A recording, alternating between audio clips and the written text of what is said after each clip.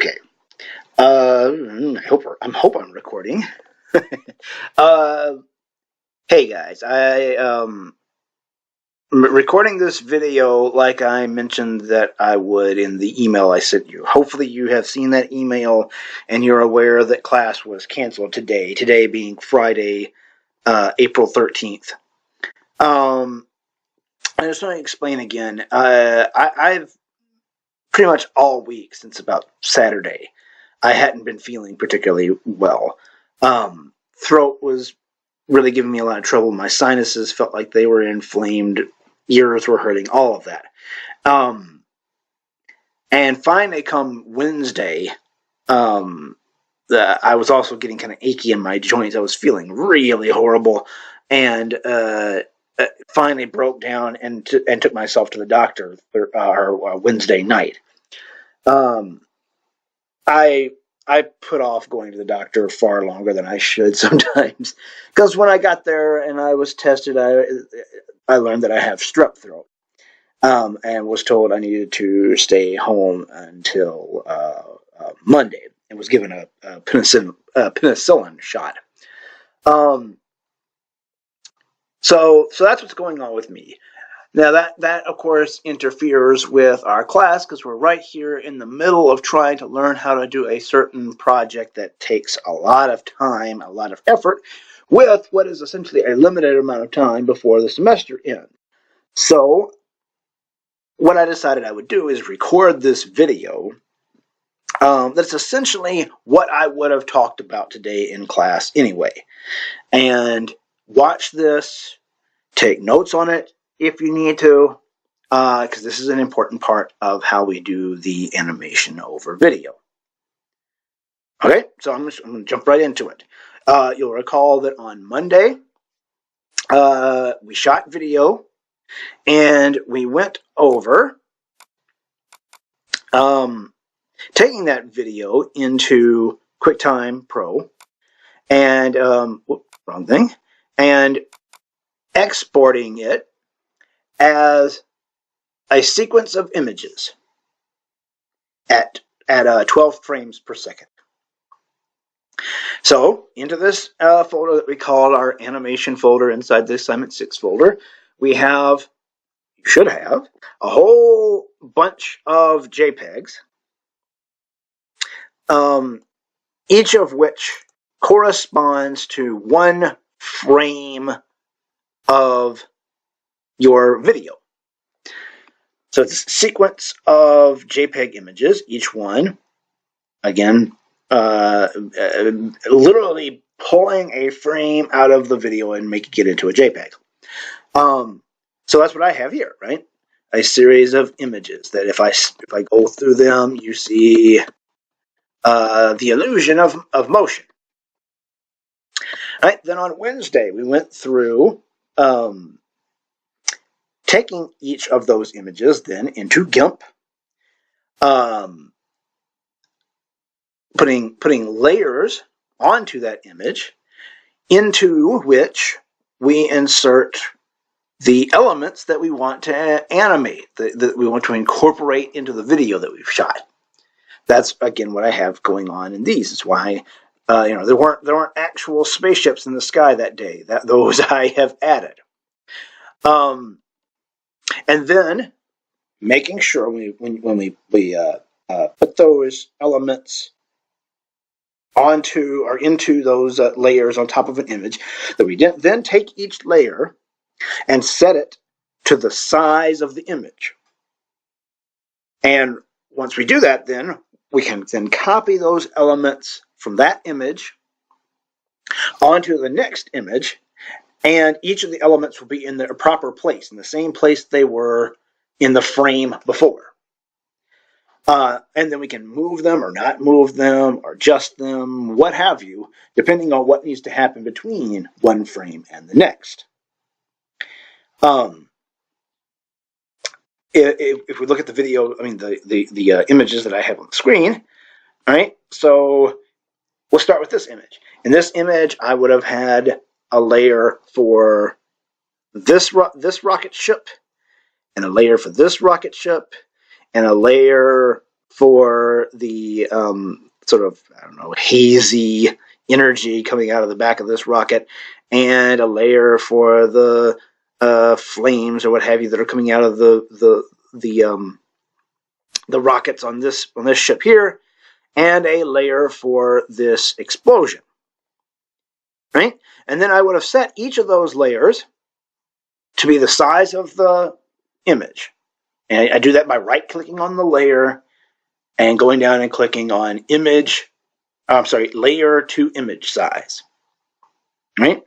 Then I would have copied each of those layers, put them onto this image, which is the next one, right? As you can see Kyler and Blake move ever so slightly between one frame and the next. All right? Then by making sure that each layer had been set to the size of the image, when I copied them from this image onto this image, they would have been in the same places. And so then I just took the layer for this rocket ship and moved it forward a few pixels. The layer for this ship, moved it forward a few pixels. I took the layer where this explosion was, right? And I went, because I have I'll actually show you. I have an image that I've downloaded that looks like this. Nope, that's not it. Yeah, I'm sorry. Yeah, that is it. That has a series of frames of this explosion animation.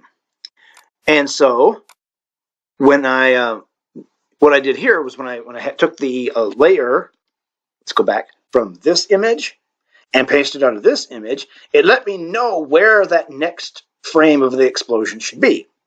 So I copied that image I just showed you, placed it right here in the same place where the explosion from the last frame was, then deleted the layer of that. You can see they don't look the same, right? That's two different frames. So I deleted the one that looks like this and put in the one that looks like this, and then made my changes to the layers for the energy coming off the back of this rocket and the energy coming off the back of this rocket. All right? And I would do that for successive images. All right? And as you can see, because I've been sick, I haven't really accomplished much past where I had this when I was showing it to you in class on Wednesday. All right, so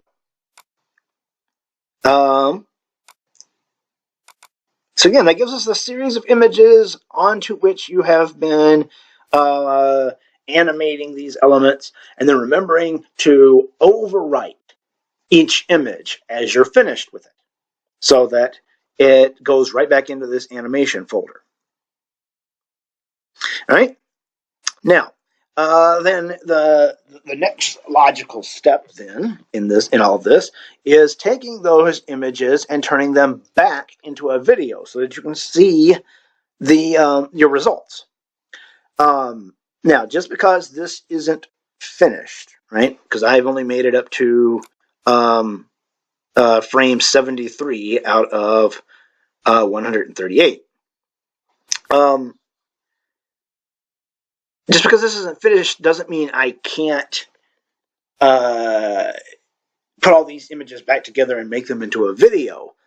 In fact, I will suggest, once you learn how to do this, that you do it every now and then, so that you can see that the results that you hope are happening are actually happening, or if there are any changes you should make to the animation that you're doing.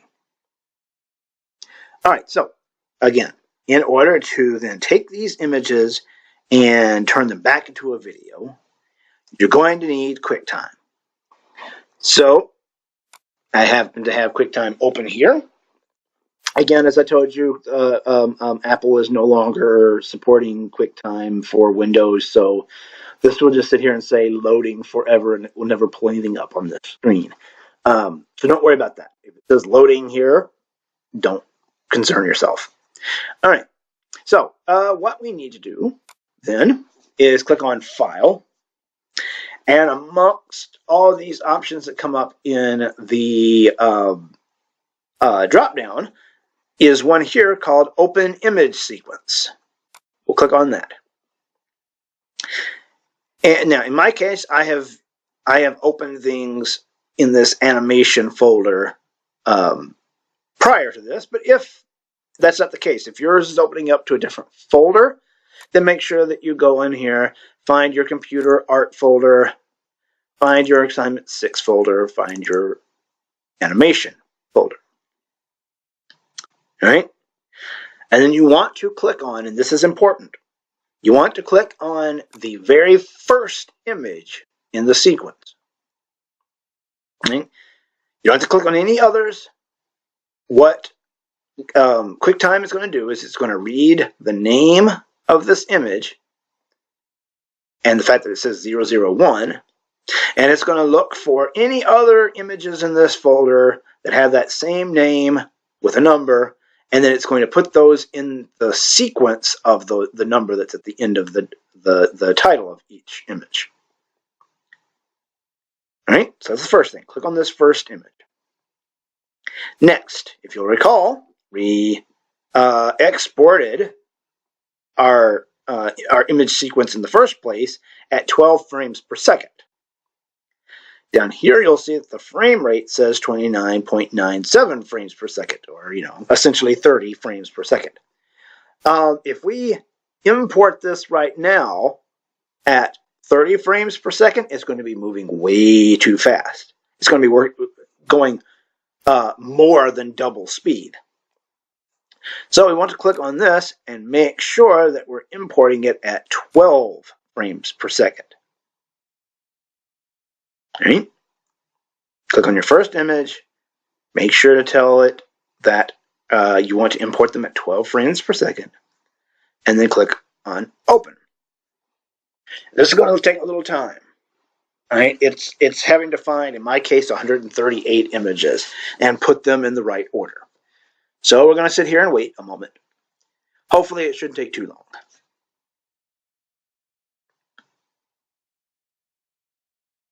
All right. So now, I'm going to click to view this and fit it to screen. All right. Now, right now, if I press play, I don't know this to be the case yet. I haven't seen it. But I will imagine that it's going to have trouble with playing it smoothly. Each image is pretty large. And we haven't exported this into an actual video format yet. So yeah, you'll see some skipping and things, and it's not doing very well right now with handling that. All right, it's doing a lot better on the images where I didn't animate anything over it. All right, so in order to see this and actually see our results, and eventually we'll get to a point where I'll be telling you how to insert sound into your video. We'll also want to do this before entering or before putting sound into the video. We need to export this. Essentially, what we have in front of us is not an actual video yet. It is a QuickTime file. In the same way that when you have, say, a GIMP file that you're working on, it's not an actual image yet, right? It's a file with all those layers that are editable and all of that. This is a QuickTime file. It hasn't been exported to any video format yet. And so again, the file is really large because each JPEG is kind of large as far as the amount of information contained in each image. So we need to export it and make it a video file format, and then we can edit it. We can view it and see how it looks to know whether or not the animation is doing what we want it to do. Because remember if I click to play this right now, it doesn't look very good. This is because QuickTime is doing the best it can to read all that information. All right. So what we need to do then is export this. So we're going to click on File, And we don't want to click on save. All right. Save is just like when you're in GIMP. If you click to save what you're working on, it doesn't save as an image. It saves it as a GIMP file. This is going to save it as a QuickTime file if we click on save. That's not what we want. We want to export it. So we'll come down here to export, or as you see, you can hit Control E, and that'll do the same thing.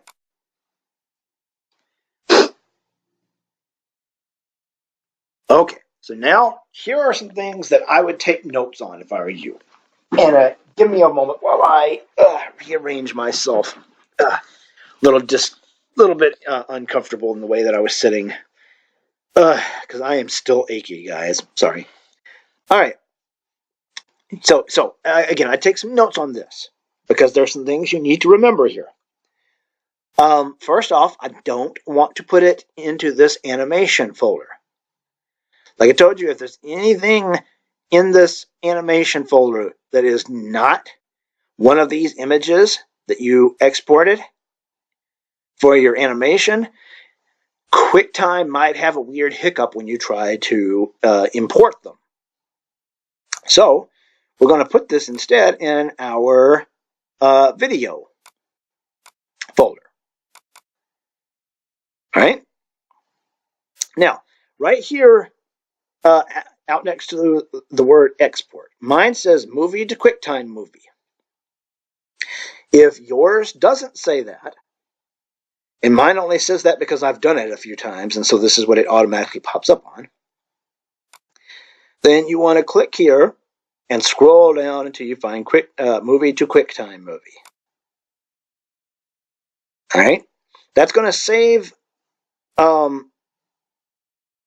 That's going to save your video in a .mov file. It's going to put that suffix in. That's going to be a fairly, what is called a fairly lossless video file, which means it'll be really large, right? And when we eventually export this so that we can upload it to YouTube, we're going to compress it a little bit. All right, so movie to a QuickTime movie. Need to give it a name. It decided to call it just video.mov when I clicked on this. I'll just call it Spaceships 003. Since I've got these up here. These were just different versions that I have exported in the past. All right. Now, out next to the word export, you'll see a button here that says options. Now, I'll go through the steps because this is your first time exporting something. You need to click on this button that says options. All right. Now you see you have options here, one that says video, one that says sound, and one that says prepare for internet streaming. Go ahead and have this on fast start. It should be already, but yeah, that's fine. Have that on. We don't have to worry about sound because there is no sound to export, so that can just stay off. Then here, under video, I want you to click on settings. And I already have this set up, but you should do the same thing. What I want you need to set your compression up here to H.264. Right?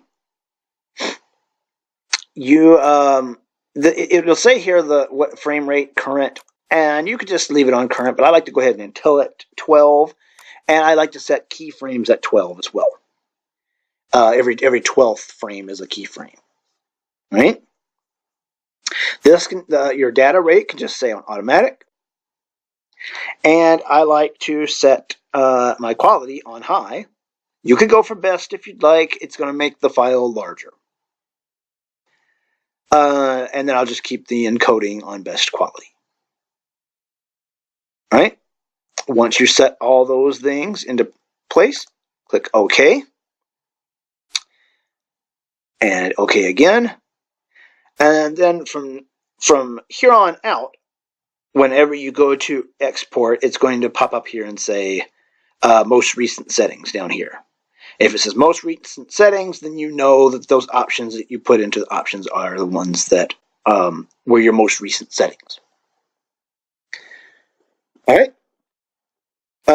Please, by all means, email me if you have any questions over any of what I'm explaining. Since I'm not actually in front of you guys, I can't be like, okay, does everybody understand? So please email me any questions you have. All right, so again, I've given it a name. I have it set to movie to QuickTime movie. I've told it to use those particular options that I clicked on in there. So now I'm good to click to save that movie. And this is going to take a little time as well, so we'll hang back.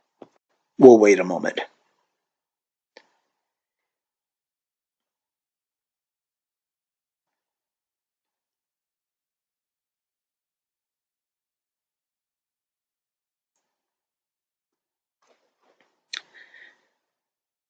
With it only being a 10-second video, it doesn't take as long as some exporting that I end up having to do with QuickTime.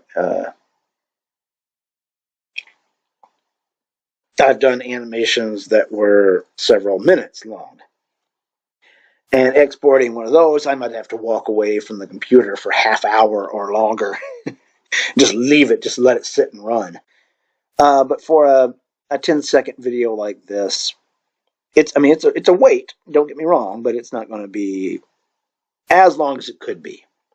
So at this point, if you want to just fast forward ahead in the video until this blue line reaches the end, that's cool. Also, once I'm finished recording this, I'll see if there's a way I can skip ahead. Like if I can remove this little bit of time out of the video, then I will. But if not, then just please feel free to fast forward.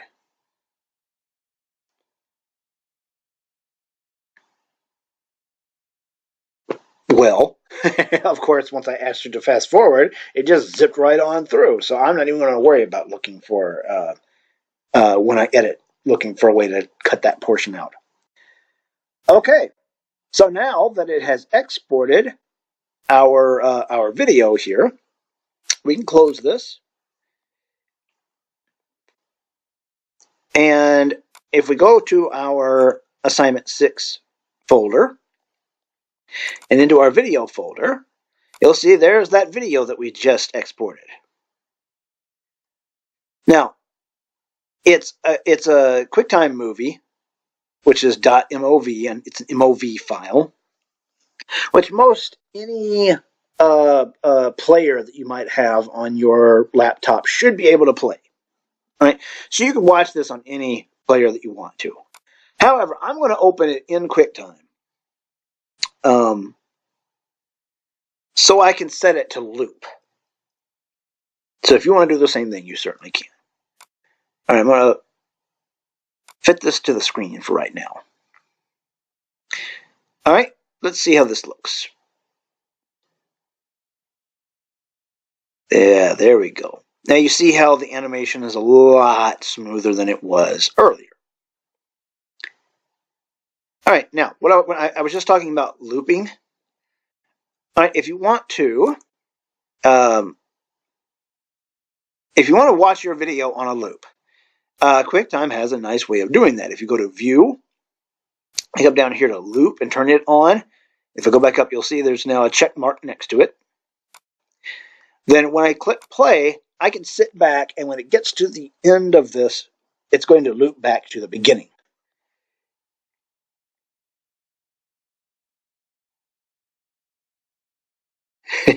Yeah.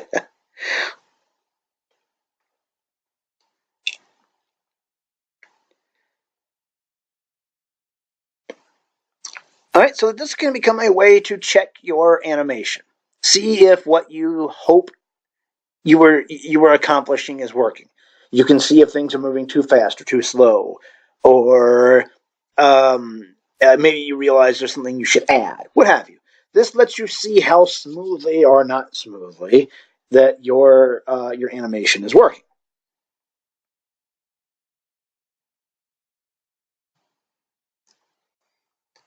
All right. Also, when we're ready to, which we'll go over on Monday, because this video has gone on long enough. We'll use this file, our QuickTime movie file, for putting sound into, for inserting sound. All right, so that there you go. Give that a try between now and Monday, so that you'll already be familiar with how it's done. Take your images, import them back into QuickTime, export them as a QuickTime movie that's at 12 frames per second and has the compression rate that I asked you to give it, and see how your animation that you've done so far looks. It will most likely only be a few seconds, because I imagine none of you is at a point where you have animated over all of your images yet. Okay, but at least you'll get a feel for how it looks. And as I said, I suggest you do that every so often, especially after you have done a number of frames of animation. If you sit down and you've knocked out 10 or more frames of animation, you might want to go ahead and export it as a video again, just so you can see what it looks like, and know that all the work that you've done is working or not. Right? Again, I'm sorry I can't be there with you guys today. Again, watch this video, and I guess if you made it to this part, you have watched the video. But do the things that I mentioned in it. Practice these things for yourself, so that on Monday nobody is behind, and we can move on to working with inserting sound into our videos. All right. Thank you for your patience with me. Thank you for watching this video. Um, I won't do the usual YouTube, hey, like and subscribe thing, because who cares? Anyway, I'll see you guys on Monday. I'm already feeling somewhat better. I'm sure by Monday I'll be in really good shape. All right, take care.